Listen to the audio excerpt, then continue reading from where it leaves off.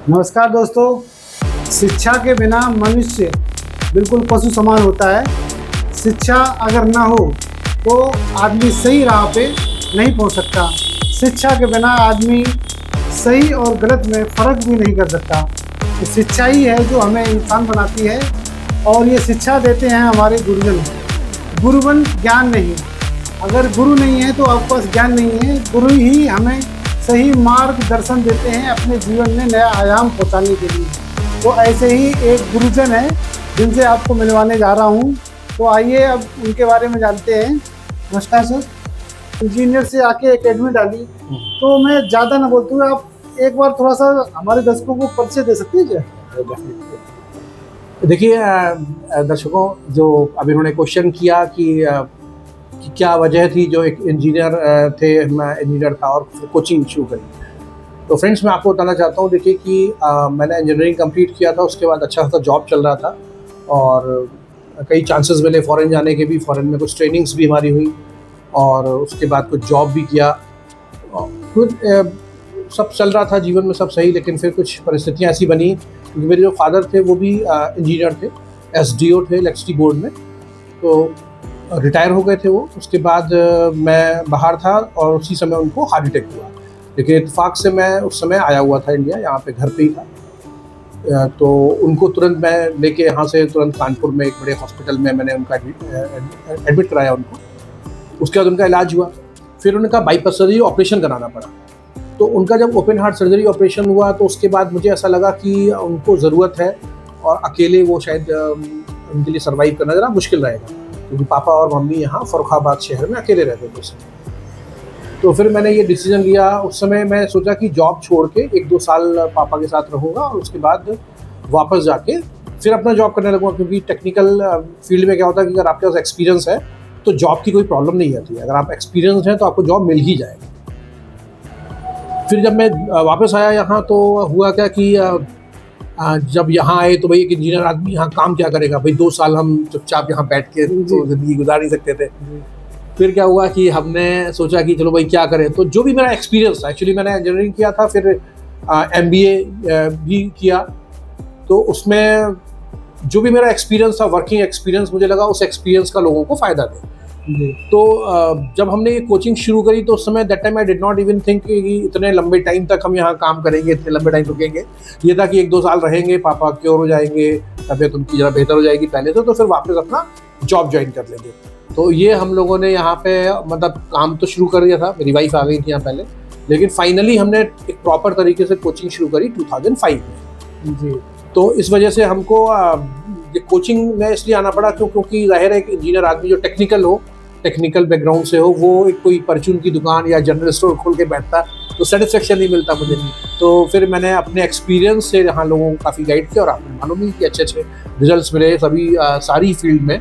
अब यहाँ से पास आउट बच्चे अच्छी जगह हैं, कोई आर्मी में है या आर्मी अफसर्स हैं, बैंक मैनेजर्स हैं, सभी फील्ड में अच्छी जगह पर लोग हैं। जी। तो नहीं, अभी जैसे मेरा लड़का था, 2007 की बात है। 2007 में तो यहाँ पर एक छोटा सा शहर है, बिल्कुल यहाँ पे कोई जानता नहीं था इंग्लिश के बारे में। तो उन्होंने पहले एकेडमी थी जो यहाँ फतेहगढ़ में फर्रुखाबाद में डाली थी। तो उस टाइम पे इंग्लिश का इतना हुआ थी एक तरह की, मतलब लोग बाग ये सोचते थे इंग्लिश पता नहीं क्या है, और इंग्लिश पढ़ने वाले या बोलने वाले जो व्यक्ति थे उनको तो ये जानते थे कि भाई ये बहुत बड़ी ऊंची पोस्ट पे या बहुत बड़ा चीज़ है। इंग्लिश से मतलब भागते थे एक तरह, डरते थे एक तरह, जी। डर था एक तरह का। तो उन्होंने एक इंग्लिश को इतना सरल बना दिया।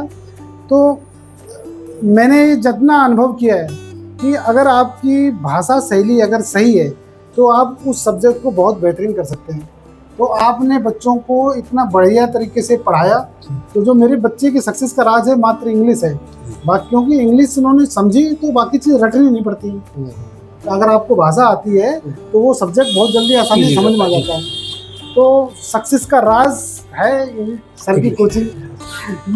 देखिए, दर्शकों को मैं बताना चाहूँगा, इनका बेटा है अमन राठौर, हमारा स्टूडेंट है। वो 2006 बैच का है शायद, तो मुझे लग रहा है। तो अभी तो उसने इंजीनियरिंग कंप्लीट कर लिया है और उनकी शादी भी हो गई, अब तो वेल सेटल है वो।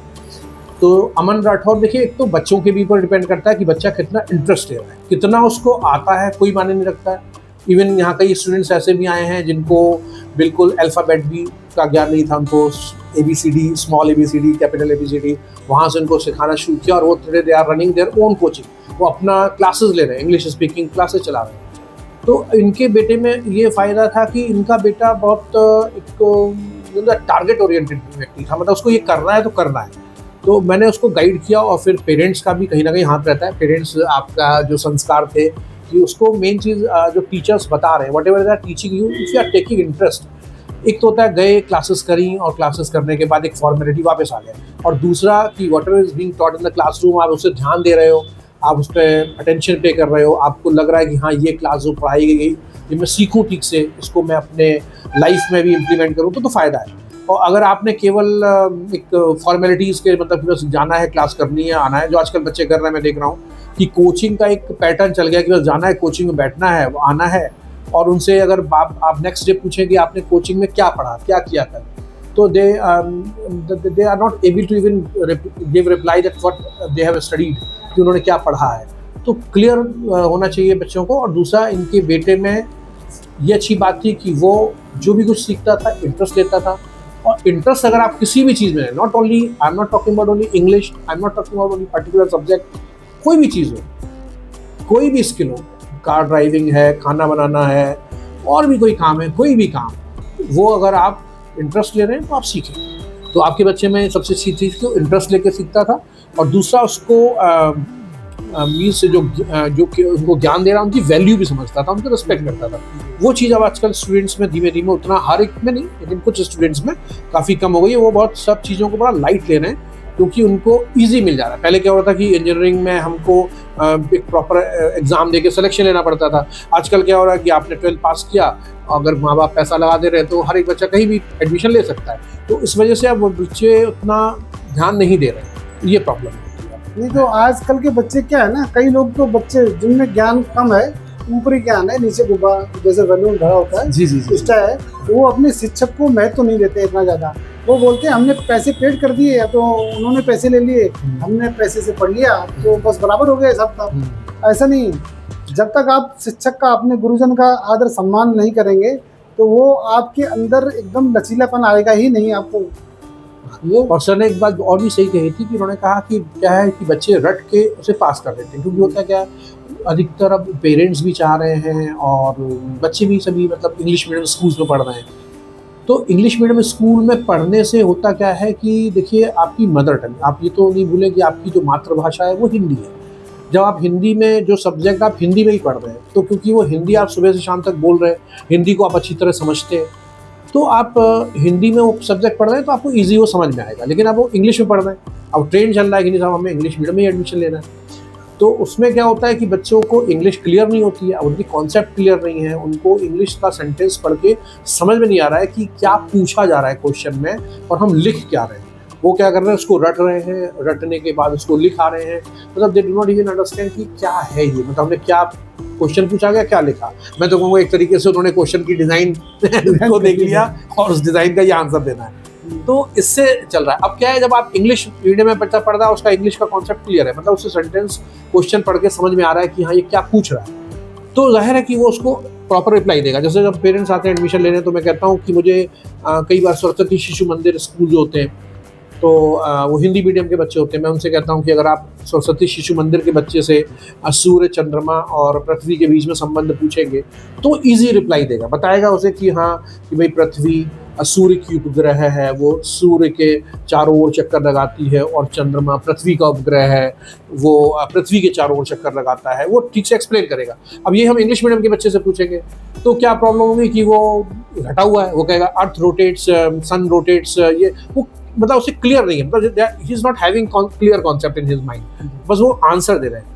तो ये चीज़ मतलब जब तक हमारे कॉन्सेप्ट क्लियर नहीं होंगे तो हम जो नीचे की क्लासेस हैं 6, 7, 8 जूनियर क्लासेस तो पास कर सकते हैं, लेकिन आप हायर क्लासेस में आप जाएंगे, इंजीनियरिंग में है, मेडिकल में है, वेयर एवर यू गो, तो आपको इंग्लिश का ज़रूरत होगा। तो ये मैं कहूँगा मेरा एक्सपीरियंस था, अनुभव था, तो उस अनुभव से मैंने, क्योंकि after completing engineering I got also problems. मेरा फर्स्ट जॉब मेरा बेंगलोर से शुरू हुआ, तो बेंगलोर में तो आप कन्नड़ बोलिए या इंग्लिश बोलिए, तो मैं भी ऐसी सिचुएशन में फंस गया कि भाई अब इंग्लिश बोलिए, तो मुझे लगा कि हाँ क्या है इंग्लिश की इम्पोर्टेंस क्या है।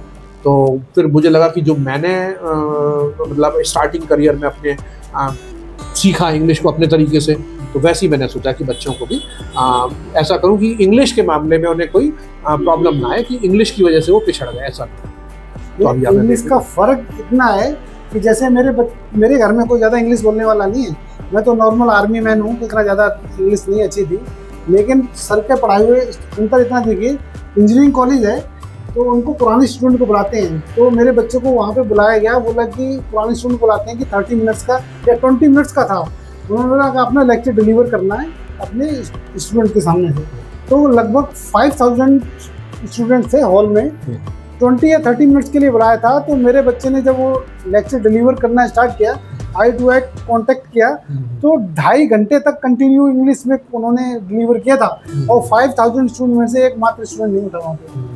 ये उनकी लेक्चर डिलीवरी थी, इतना अंतर है। तो ये वही है कि कॉन्फिडेंस जब आप प्रैक्टिकल लाइफ में जीते हैं, मतलब यानी कि देखिए क्या होता है, आजकल हम लोग ऑनलाइन का पैटर्न चल गया है कि ऑनलाइन क्लासेस कर ली, ऑनलाइन हमने स्पीकिंग क्लास या जो भी सीख लिया, तो कुछ सब्जेक्ट्स होते हैं वो तो ऑनलाइन सीखे जा सकते हैं, लेकिन जो स्पोकन है, कम्युनिकेशन स्किल है, उसको ऑनलाइन से हम लोग सीख तो लेंगे, लेकिन जब हम एक क्राउड के बीच में जाके, एक भीड़ के बीच में जाके खड़े होकर संबोधन करेंगे, तो वो चीज़ हमारे अंदर नहीं आएगी, हमें तो हेजिटेशन बना रहेगा, क्योंकि हम लोगों ने तो मोबाइल के आगे बैठ के सीखा है। तो वो यहाँ जब हम लोग प्रैक्टिकल नॉलेज देते हैं और स्टूडेंट आके स्टेज पे बैठते हैं, काफ़ी स्टूडेंट आता है हमारे यहाँ, तो क्योंकि यहाँ पे क्या है पैटर्न की, एक बार फीस लगती है और उसके बाद फिर फीस नहीं लगती है स्टूडेंट्स की, वो मेंबरशिप बन जाती है उनकी, तो वो पुराने स्टूडेंट्स भी आते रहते हैं, तो वो उन सब स्टूडेंट्स के सामने जब कोई बच्चे आके खड़े होकर बोलते हैं, तो उनको लोगों के सामने खड़े होकर बोलने का एक कॉन्फिडेंस लेवल उनका बढ़ता है। आप तो दर्शकों, अभी हमारे पास मैम भी आ गई हैं, सर की वाइफ हैं, जो ये बराबर योगदान देती हैं कोचिंग ये एकेडमी चलाने के लिए। तो अभी मैम से परिचय जान लेते हैं। पहले मैम, क्या परिचय बताएंगे हमारे दर्शकों को? जी, हाय एवरीवन, मेरा नाम अंजना है और मैं MSc मैथमेटिक्स और BEd हूँ। मेरी सारी स्कूलिंग देहरादून से हुई है। उसके बाद हमारी 2001 में शादी हुई थी, और सर ने तो आपको अपने बारे में सब कुछ बता ही दिया होगा। तो एक्चुअली क्या है कि पहले मैं बिफोर गेटिंग मैरिड मैं टीचिंग भी करती थी, और शादी के बाद भी मैंने कई स्कूल्स में टीचिंग किया, लेकिन 2013 में सर की स्पाइन सर्जरी हुई, बिकॉज ऑफ दैट मैंने जॉब छोड़ा है, तो अभी मैं इन्हीं की हेल्प करती हूँ। आप पहले टीचिंग कर रही थी? जी जी, मैं स्कूल्स में देहरादून में भी मैंने टीचिंग किया है, और यहाँ पे भी मैंने APS में पढ़ाती थी और ब्लू बेल में भी पढ़ाया मैंने। वो बताया मैंने आपको, प्लानिंग यही थी कि 1-2 साल यहाँ रहेंगे पापा के साथ, लेकिन फिर वो एक के बाद एक ऐसे इंस्टीट्यूट्स खुलते गए। फिर तो ये फर्रुखाबाद के सराउंडिंग्स में जितना भी हमने कवर किया, हरदोई, फर्रुखाबाद, विधूना, छिबरा मऊ, और इधर तिरवा, कायमगंज, बेवर, मैनपुरी, काफ़ी हमने लंबा इलाका कवर किया। और मुझे ये लगा कि हाँ, इस इलाकों में ज़रूरत है कि मतलब व्यक्ति के पास नॉलेज तो है, ज्ञान है, लेकिन उसको they are not able to represent it, मतलब उसको ज्ञान को बता नहीं पाते, क्योंकि उनके अंदर झिझक है, शर्म है। वो क्या करते हैं कि मैथ्स में पता चला 100 में से 95 मार्क्स हैं, लेकिन जब इंटरव्यू में एंट्री मारी तो वो एकदम अपने आप को डिसहार्टेड हो गए और हेजिटेशन की वजह से उसको ठीक से बता नहीं पाए। तो मुझे लगा कि हाँ चलो इस इलाके में लोगों को प्रमोट करें, और खूब रिजल्ट्स आपके सामने ही आपने देखा, बहुत अच्छे अच्छे रिजल्ट्स हैं हमारे पास। चलिए, अपने स्टूडेंट्स को आप टेक्निक क्या देते हैं, किस तरह से आप, तरीका क्या आपका, जो इतने अच्छे स्टूडेंट्स निकलते हैं, क्या आप करते हैं इसमें? देखिए सर, इसमें क्या है कि एक तो होता है कि हम प्रॉपर ग्रामर से, जो ग्रामर लोग पढ़ते हैं और पढ़ाते हैं, कोई भी लैंग्वेज को हम बुक से केवल पढ़ के सीखना बहुत मुश्किल काम। जैसे हम बच्चों से बोलते हैं हाँ भाई हिंदी कैसे सीखते हैं, भाई हिंदी सुन के सीखते हैं। सब लोग जो यहाँ हम हिंदी भाषी क्षेत्रों के लोग हैं, कोई छोटा बच्चा इस क्षेत्र में पैदा हुआ 1-2 साल का, वो आसपास लोगों से हिंदी सुनता है तो उनको सुन के वो बोलना सीख जाता है हिंदी को। ऐसी जो कर्नाटका में, आई वॉज इन कर्नाटका, तो मैंने कन्नड़ काफ़ी कुछ सीख ली, मराठी में महाराष्ट्र में रहा तो मराठी सीखी, तो मैंने सुन के सीखी। I did not join any speaking institute. तो यहाँ में जब स्टूडेंट्स आते हैं तो मैं उनको कुछ आइडियाज़ देता हूँ, जैसे मतलब उनको हम कुछ ट्रिक्स बताएंगे कि भाई ये ट्रिक्स हैं, और जब वो क्लास में बैठते हैं तो वो क्या करते हैं कि एक बच्चा बोल रहा है, दूसरा उसको सुन रहा है, फिर हम उनको जो क्लासेस में हम 1 घंटे की क्लास में आप मान के चलिए हम 40 मिनट्स उनको बुलवाते, मतलब उसको लिखाएंगे नहीं, उनको ये हम ग्रामर के ट्रिक्स नहीं लिखाएंगे, तुरंत प्रैक्टिकल, जैसे हमने बताया कि इस सेंटेंस को ऐसे बोलना है और उसी से रिलेटेड कई सेंटेंसेस उनको बुलवाए, तो वो मतलब इससे वो जल्दी सीख जाते हैं। मतलब उनका क्या है कि जैसे उसको कैच करना उनके लिए ईजी हो जाता है। और अगर हम वो ट्रेडिशनल ग्रामर से चलते हैं तो उसमें बड़ा मुश्किल हो जाता है उनको उसे कैच करना। और फिर वही चीज़ मैंने कहा, जो मेरा सबसे बड़ी चीज़ होती है एक्सपीरियंस है, कि जो मेरा एक्सपीरियंस था, जो इतने साल मैंने फॉरेनर्स के भी साथ काम किया, कोरियंस के साथ किया, जर्मन के साथ किया, तो ये जर्मन तो इंग्लिश नहीं बोलते, एक इंटरप्रेटर होता है बीच में हमारे, तो आप अनुभव से सीखते हैं। तो जो मेरा अनुभव था उसी अनुभव को मैंने यहाँ पे मतलब शेयर किया बच्चों के साथ, उसकी वजह से वो जल्दी सीखते हैं। एक जैसे हमने केवल किताबों में पढ़ लिया, इंग्लिश सीख ली, और उसके बाद हम किसी को पढ़ाएंगे तो हम नहीं इतना अच्छा बता पाएंगे। लेकिन अगर आपने कि वो उसको सीखा है, और आपने कैसे सीखा, भाई मुझे आई गॉट सम प्रॉब्लम्स। जब मैंने बताया आपको, जब मैं इंजीनियरिंग करने के बाद मैं जॉब में आया और मुझे इंग्लिश बोलनी पड़ी, तो मुझे स्टार्टिंग में प्रॉब्लम हुई। तो मैंने जिस तरीके से अपने आप को इम्प्रूव किया, तो वही चीज़ मैंने अपने बच्चों पे भी लागू करी कि आपको, जैसे मैं भी घबराता था इस सेंटेंस को कैसे क्या बोलना है ये, तो मैंने जो अपने फंडाज अपने दिमाग में रखे थे कि ऐसे इसको क्लियर करना होता है, वही बच्चों को सिखाए, तो तभी वो जल्दी सीख रहे हैं। अभी बच्चों को सिखाने के लिए बच्चा ही बनना पड़ता है एक तरह का। हाँ बिल्कुल, जी जी, आप उनके साथ कांटेक्ट करना। हाँ बिल्कुल, यहाँ पर बड़ा एंटरटेनिंग क्लासेस होती हैं। बच्चे मतलब छोटे छोटे बच्चे भी आते हैं, डिफरेंट एज ग्रुप के बच्चे आते हैं। मतलब जैसे आप 6, 12, सेकंड, थर्ड से बच्चे शुरू आते हैं, यहाँ फर्स्ट का भी बच्चा एडमिशन लेता है। और बड़े तो काफी बड़े मतलब जैसे आपको तो कहने का मतलब ये सिखाते तो स्कूल में भी है, इंग्लिश क्लासेस वहाँ भी चलती हैं, लेकिन वो यही क्यों सीख लेते हैं आगे? मतलब वो आपकी देखिए हाँ, एक एंटरटेनिंग है, मतलब उनको मालूम नहीं चलता ये पढ़ रहे हैं या खेल रहे हैं। मैं क्लासेस में भी हम लोग ये बात करते हैं कि ये पढ़ाई नहीं है, ये खेल है। जैसे हम लोग उनको एक सेंटेंस हमने बताया उनको कि भाई अगर कोई पास्ट का सेंटेंस बोलते हैं तो उसमें सेकंड फॉर्म लगनी है, और प्रेजेंट का बोलते हैं रूटीन टाइप का है तो उसमें फर्स्ट फॉर्म लगनी है।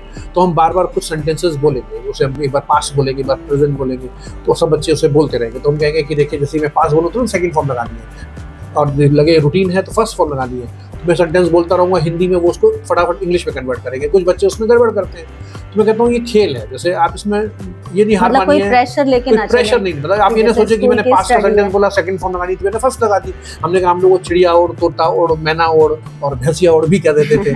तो उसमें क्या है कि हमें मालूम है कि भैंस नहीं उड़ती है, लेकिन हमने उड़ा दिया उसको।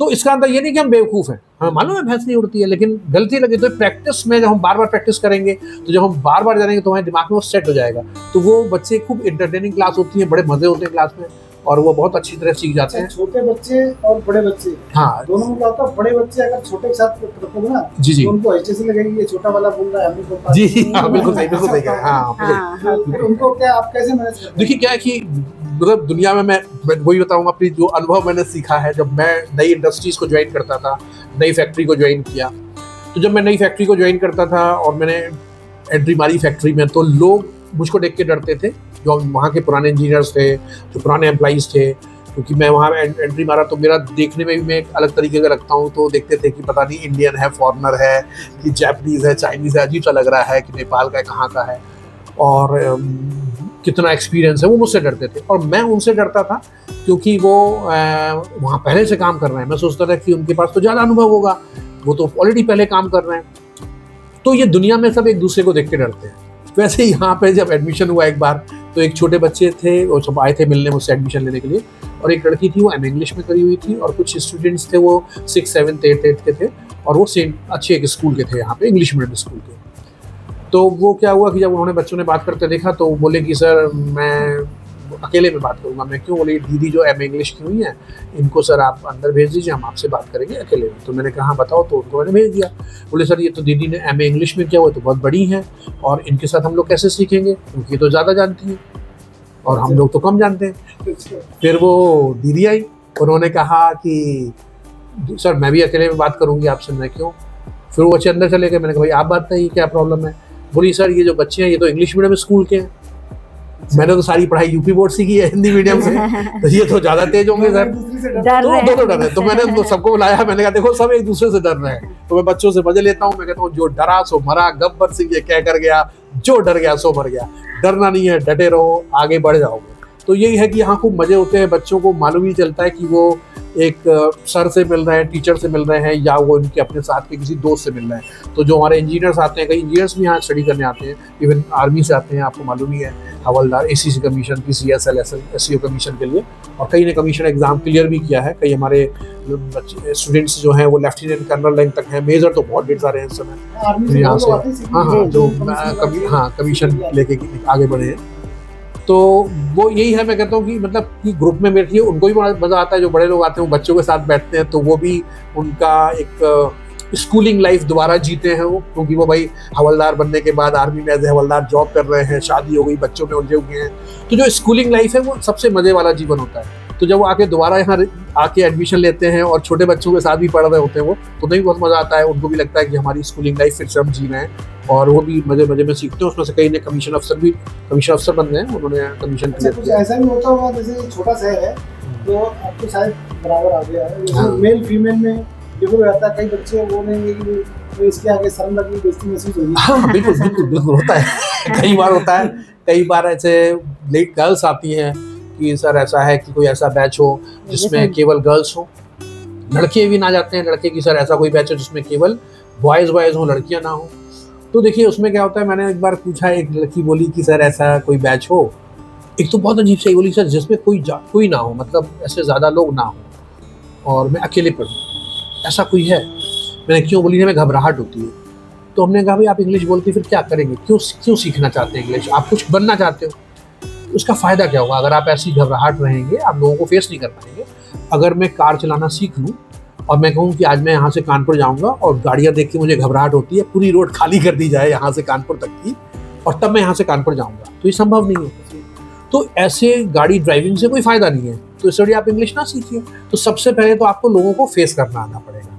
तो और जब लड़कियां बोलती हैं कि मैंने कहा भाई आप अफसर बनना चाहते हो, जैसे कुछ लोग कहते हैं साहब हम UPSC की तैयारी कर रहे हैं, कई लड़कियां हमारी बैंक मैनेजर भी बनी है यहाँ से पास आउट होने के बाद।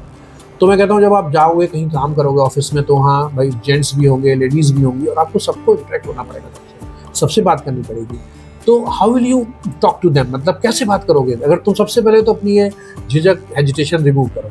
तो वो हमने बता ही दिया कि हमारा स्टाइल ऐसा होता है पढ़ाने का, बार बार बच्चों को स्टेज पर रिप्रेजेंटेशन कराया जाता है, और मतलब वो बीच बीच में हम थोड़ा सा इंटरटेनिंग कुछ ऐसे भी काम कराते हैं। हमारे क्लास में कोई बच्चा है जो सिंगिंग अच्छी करता है, तो उसको सिंगिंग के लिए कहा चलो तुम सिंगिंग करो क्लास में, स्टेज पे आके थोड़ी देर।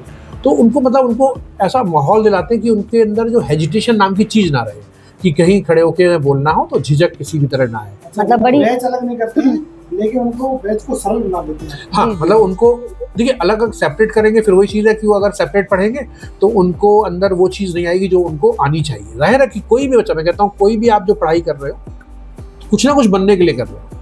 आप नर्स बन गए, BSc नर्सिंग बहुत लड़कियाँ आई हैं, नर्स बन गए, तुमने कहा क्या करेंगे? फिर आपको अगर जेंट्स पेशेंट आया तो उससे बात नहीं करेंगे, क्या उसको इंजेक्शन नहीं लगाएंगे? भाई जाहिर है उसको भी बात करेंगे, उसको भी मेडिसिन देंगे। तो आप कैसे बात करोगे?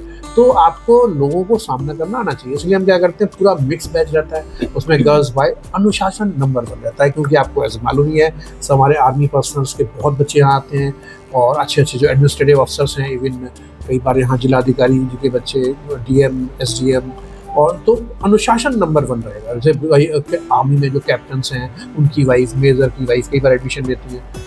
तो ये हमारा इस शहर में हमारे जो इंस्टीट्यूट का एक सबसे बड़ी बात है कि डिसिप्लिन बिल्कुल नंबर 1 रहता है, क्योंकि मैं भी एक रेपुटेड फैमिली से हूँ, मेरे फादर गस्टेड अफसर थे और मेरी भी एक अच्छी आइडेंटिटी है।